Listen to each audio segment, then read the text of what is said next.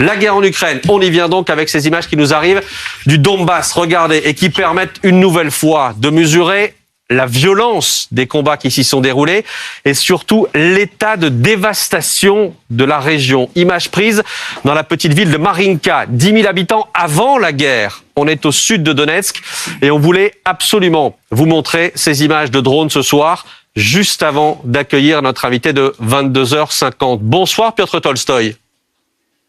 Bonsoir, bonsoir. Merci à vous d'être en direct avec nous. Vous êtes le vice-président de la Douma, l'Assemblée russe, en direct de Moscou avec nous ce soir. Ces images, Piotr Tolstoï, de désolation pour nous rappeler la folie de cette guerre que vous avez déclenchée il y a quasiment un an. Pourquoi vouloir raser une ville comme celle-là, Piotr Tolstoï ? Personne ne voulait raser aucune ville. Le problème, c'est que avec l'aide occidentale, aujourd'hui, les Ukrainiens ont des vraies pertes. Ils ont perdu une centaine de milliers de soldats et les combats qui se déroulent sur Donbass prouvent encore une fois que cette attitude européenne, soi-disant solidarité avec l'Ukraine, amène des nouveaux morts dans cette région et dévaste les villes. Donc, moi, malheureusement, je peux pas voir l'image, mais j'ai vu ces villes par mes propres yeux quand j'ai été à la ligne du front. Et donc, je peux vous dire que déjà, il y a tout un effort pour renouveler ces territoires. Par exemple, dans Mariupol, qui récemment était comme cette image que vous avez montrée. Aujourd'hui, il y a une centaine de maisons, des nouveaux logements qui ont été construits par la Russie. Vous avez rasé Mariupol et vous récupérez Mariupol derrière anéanti. Et vous avez beau jeu derrière de dire, regardez, on reconstruit. Enfin, c'est le pompier pyromane. Oui, bien sûr. C'est tout à fait normal parce que malheureusement, à cause de votre aide et à cause de votre soutien, la guerre dure déjà un an. Nous, on a le temps devant nous. Mais pour vous, j'ai des doutes que vous avez autant de temps devant l'Europe avec la solidarité. On va en parler ce soir, Piotr Tolstoï. Évidemment, il y a du monde en plateau. Vous ne les voyez pas non plus, vous allez les entendre. Ils disent d'être là. Piotr Tolstoï, je reste sur les images que l'on a vues à l'instant de Marinka et également sur ce que vous disiez sur les morts, sur les victimes. Alors vous allez sans doute contester ces chiffres, mais les Occidentaux, les Norvégiens notamment, l'armée norvégienne, ces dernières heures, estiment que cette guerre a déjà fait 180 000 morts ou blessés côté russe, 130 000 côté ukrainien, en comptant les victimes civiles. Pour quel résultat un an après, Piotr Tolstoï ? C'est une boucherie pour rien. Non, pas du tout. C'est pour la victoire dans cette guerre. Mais vous me permettez d'avoir les doutes sur l'information de la marine norvégienne. C'est un peu étonnant qu'ils sont autant au courant de tout ce qui se passe en Ukraine, parce que Norvège est quand même un peu éloignée. Mais il faut que je vous rappelle que durant 8 ans avant le début de l'opération spéciale russe, les Ukrainiens ont bombardé Donetsk et la région de Donetsk pro-russe. Durant 8 ans, ils ont dévasté les villes et les villages. Et c'est pas les Russes qui ont commencé cette guerre, c'est les Ukrainiens qui ont commencé cette guerre. Et malheureusement, aujourd'hui, vous ne voyez pas ce qui s'est passé avant. Piotr Tolstoï, les pro-russes sont allés voler des terres aux Ukrainiens. Qu'est-ce qu'il vous faut de plus pour déclencher une guerre ?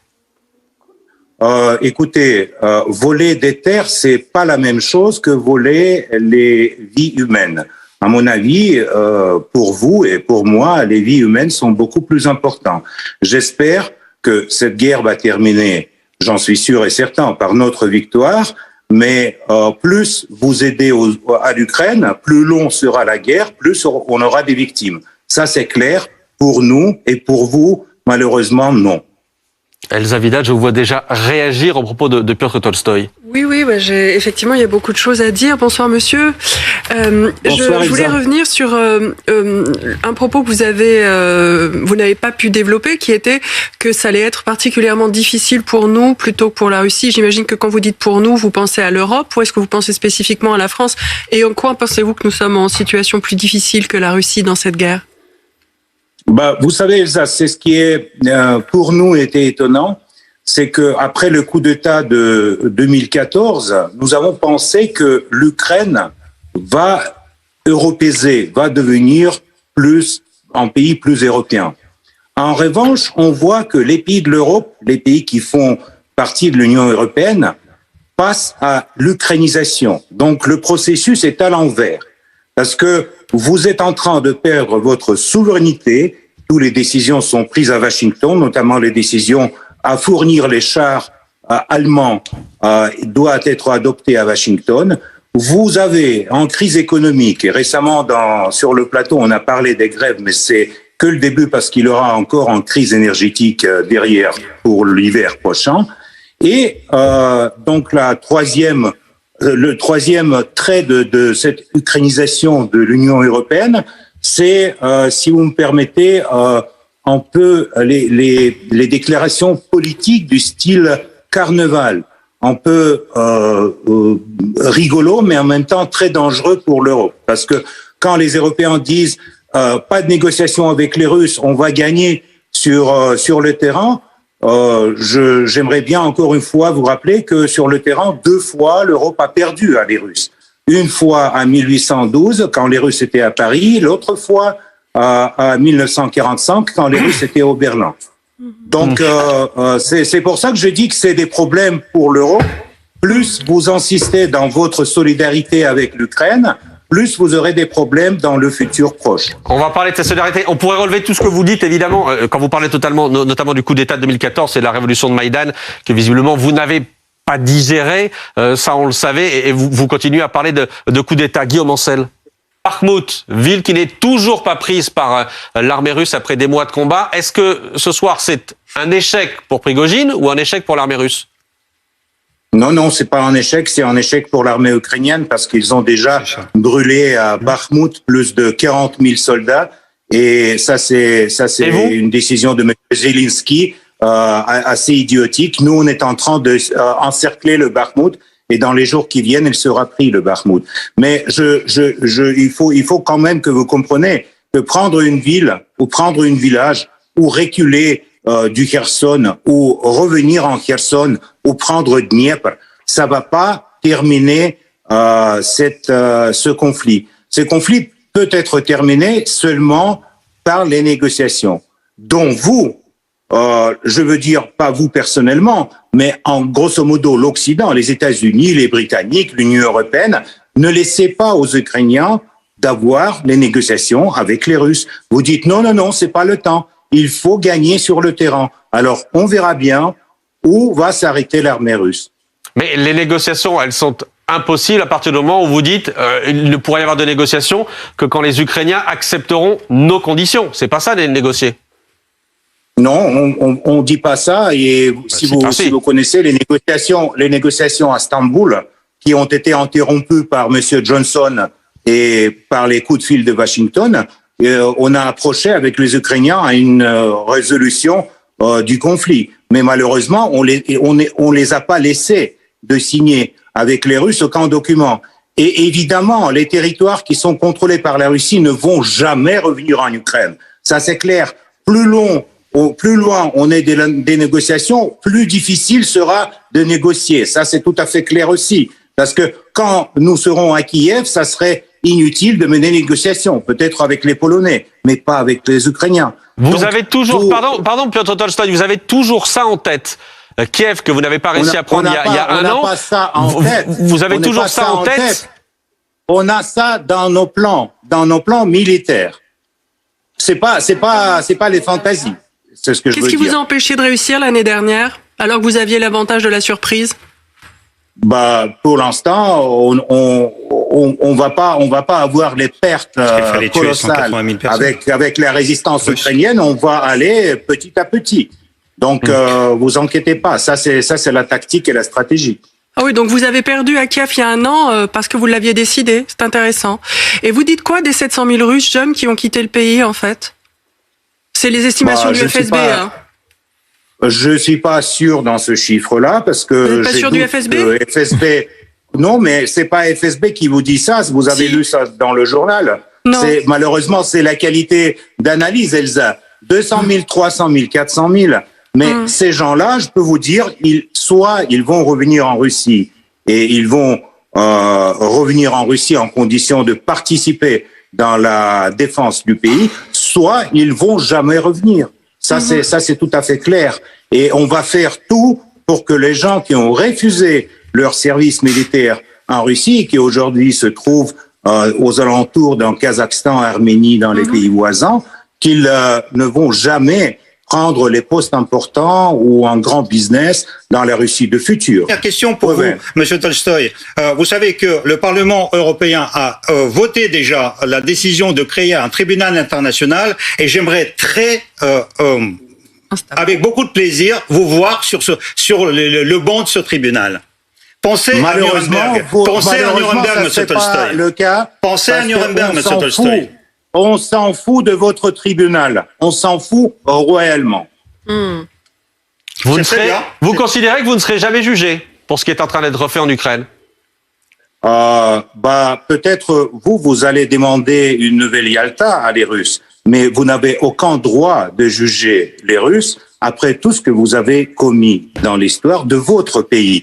Vous n'avez aucun droit de juger les Russes après avoir applaudi à des bombardements de Yougoslavie, après avoir vu la fuite des forces pro-américaines de l'Afghanistan récemment qui couraient derrière l'avion. Ça sera le sort de Monsieur Zelensky et toute sa bande. Ils vont courir derrière l'avion vers la Pologne. Et donc, ne rêvez pas sur le procès sur les Russes. Ça, jamais aura lieu. Je vous garantis. Göring disait la même chose en 1945. Et Ulysse Gosset vous répond ce soir. Ulysse Gosset. Voilà les gars, j'espère que vous allez bien. Vous venez de suivre l'intervention de Maître Peter Stoll, ok? Alors, moi je pense que pour ce qui est de cette guerre en Ukraine, ok, il faut dire que il y a plusieurs points qui méritent, ok, d'être revus. Et moi, j'en ai de nombreux 3 points particuliers que je pense que, ok, c'est sur ça que se base vraiment, ok, cette situation de guerre qui se dépasse et qui se déroule actuellement, ok, entre la Russie et l'Ukraine. Premier point, il faut comprendre que c'est comme il a dit, Peter Stoll l'a bien dit, ici, l'Europe est en train quand même de jeter encore de l'essence sur le feu, oui. Parce que le simple fait d'envoyer des armes, le simple fait d'apporter les soutiens, ok, aux Ukrainiens, forcément ça va déplaire, ok, sans doute, ok, aux Russes. Et voilà pourquoi vous allez voir que ils sont pas prêts forcément, ok, à comprendre quoi que ce soit sans la négociation. Et vous avez vraiment bien entendu l'intervention ici de Peter Stoll, qui vraiment a bien clarifié les choses. Je pense que vous avez eu le temps de bien écouter. Mais ce qu'il faut retenir, c'est que c'est encore l'Europe qui est en train quand même de jeter encore de l'essence sur le feu. Parce que le simple fait de vouloir venir en aide à l'Ukraine est en train de tout mélanger. Vu que c'est une guerre qui ne les concerne pas, ils ont été bien clairs là-dessus, c'est une guerre qui ne les concerne pas. Le simple fait qu'ils mettent leur bouche ou alors envoient des armes et tout ce qui va avec, ça crée encore plus de conflits. Et qui sont les perdants? Les perdants, c'est l'Ukraine. Les perdants, c'est la population, c'est les villes ukrainiennes. C'est le pays, ok, de Zelensky qui est vraiment en train de partir en fumée. Et ça, il faut le dire. Et ce côté, les gens ne voient pas. Regardez un peu comment est-ce que les villes ont été détruites. Donc il y a ce côté-là, provoqué par ce qu'on appelle ici, ok, l'Europe. C'est eux qui mettent véritablement l'essence, ok, sur le feu. Et c'est en train de partir dans toutes les proportions. Ça, c'était le premier point. Le deuxième point, il faut comprendre que l'Ukraine, ça sera très, très, très compliqué pour l'Ukraine de pouvoir vraiment remporter, ok, cette guerre. Je comprends qu'ils sont soutenus par les pays de l'OTAN, l'Amérique, la France et tout ce qui va avec. Mais il ne faut pas seulement voir la chose sur ce angle-là. Quand vous regardez, 80% de la guerre déjà est dominée par la Russie. Oui. Regardez tous les dégâts qu'ils ont déjà fait. Ça veut dire que ça sera extrêmement compliqué ici pour l'Ukraine de pouvoir quand même gagner cette guerre. D'autant plus qu'ils sont seuls parmi un troupeau de soldats russes. Mais il ne faut pas voir seulement ce côté dette, mais il faut comprendre aussi la réalité sur le terrain parce que il y a ce que les médias vous disent, l'Europe a envoyé ceci, l'OTAN a fait ceci, mais sur le terrain, ça n'a rien à voir. Et ça, il faut le dire.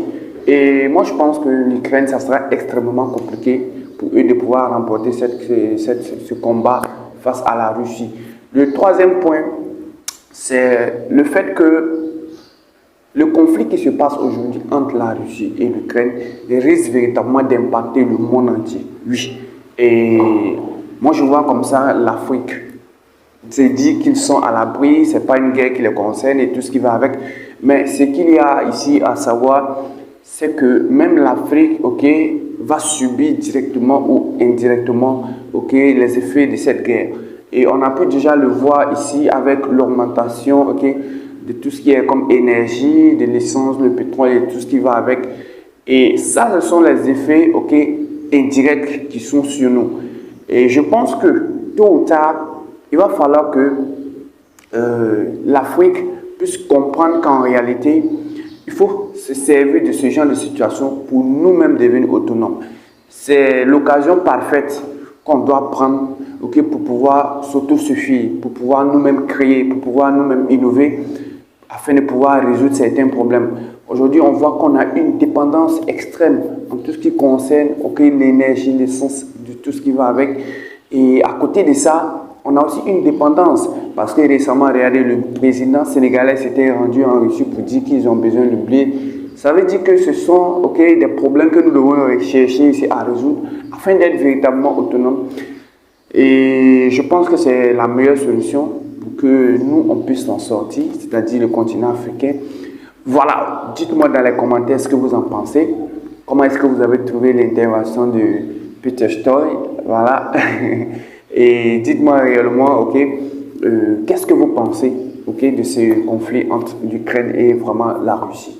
Et comment vous, en tant qu'Africain, vous pouvez également vous distinguer de cette situation en innovant? Quelles sont vos probables solutions que vous pouvez donner? Si ce porte-vous bien, on se dit ciao pour une nouvelle vidéo.